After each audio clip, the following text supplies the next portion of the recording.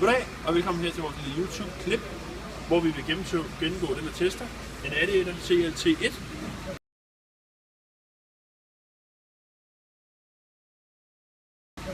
Det der er hovedessensen i den her tester, det er, at den kan udføre et tasteforhold, altså et PWM-signal.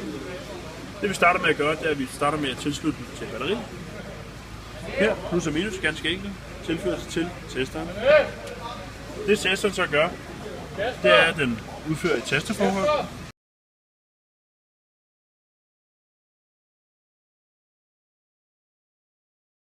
Denne tester kan typisk bruges på en variabel klimakompressor. Man piller stikket af, sætter den her på det originale stik på bilen.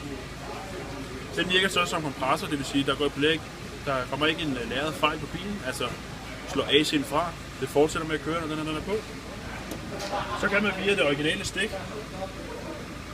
sætte den direkte på kompressoren og lave tasteforholdet. Og på den måde på trykugerne på AC-anlægget kan man se, om den udfører sin arbejde korrekt.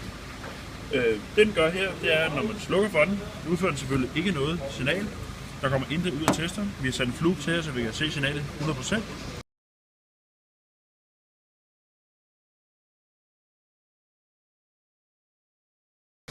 Det vi så gør, når vi tænder den op her, det er, at på nederste niveau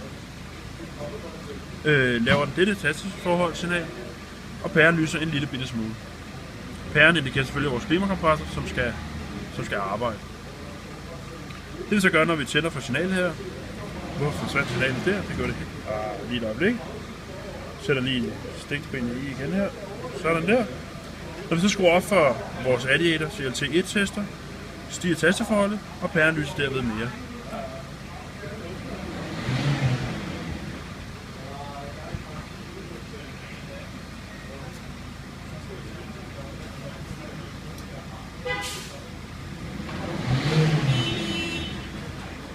På den måde kan man selvfølgelig teste, som sagt, en klimakompressor. Kan også bruges på andre PWM-styrede enheder. Det var i bund og grund det, vi havde at sige omkring Addiator CLT1.